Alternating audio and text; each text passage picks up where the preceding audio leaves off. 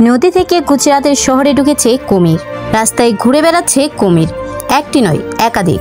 কারো মুখে মরা জীবজন্তু, তো কেউ খাবারের খুঁজে হন্য হয়ে এদিক ওদিক ঘুরে বেড়াচ্ছে। ভারতের গুজরাটে বরোদা শহরে বন্যা পরিস্থিতির চিত্র এটি।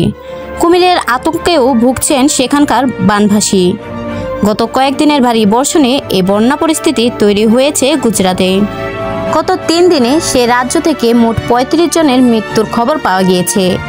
গত রবিবার থেকে শুরু হওয়া বৃষ্টির জেরে গুজরাটে বিশ্বামিত্র সহ বেশ কয়েকটি নদী বিপদসীমার উপর দিয়ে বইছে। নদীর পানি ঢুকে পড়েছে লোকালয়ে।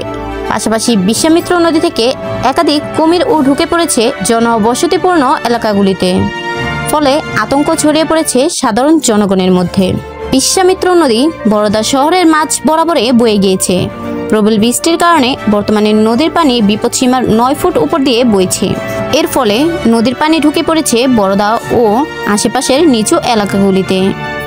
সে পানির সঙ্গে ঢুকেছে নদীর অনেক কুমিরও। বরোদা শহর এবং আশেপাশের লোকালয়ে কুমির ঘুরে বেড়ানোর বেশ কয়েকটি ভিডিও ইতিমধ্যেই প্রকাশ্যে এসেছে সামাজিক যোগাযোগ মাধ্যমে। এর মধ্যে একটি ভিডিওতে দেখা গিয়েছে মুখে মরা কুকুর নিয়ে বরোদার রাস্তায় ঘুরে বেড়াচ্ছে একটি কুমির। আবার একটি কুমির ভেসে যাওয়া একটি নিচু বাড়ির ছাদে উঠে পড়েছে। বরোদা এবং আশেপাশের এলাকায় বসবাসকারী 3000-এরও বেশি মানুষকে নিরাপদ স্থানে সরিয়ে নেওয়া হয়েছে। যারা রয়ে গেছেন তারা প্লাবনের পাশাপাশি কুমিরের ভয়েও ততস্থ। প্লাবিত এলাকাগুলিতে বসবাসকারী মানুষদের একাংশের দাবি, কুমিরের ভয়ে ঘরের মধ্যে থাকতে বাধ্য হচ্ছেন তারা। গত কয়েকদিনের ভারী বৃষ্টিপাতে গুজরাটের অনেক অংশে বন্যা পরিস্থিতি তৈরি হয়েছে। বন্যা কবলিত এলাকা থেকে সরিয়ে নিয়ে যাওয়া হয়েছে হাজার মানুষকে। তবে প্রশাসনের চিন্তা আরও বাড়িয়ে আবহাওয়া দপ্তর জানিয়েছে বৃহস্পতিবারও গুজরাটে 11টি জেলায় ভারী বৃষ্টি হবে।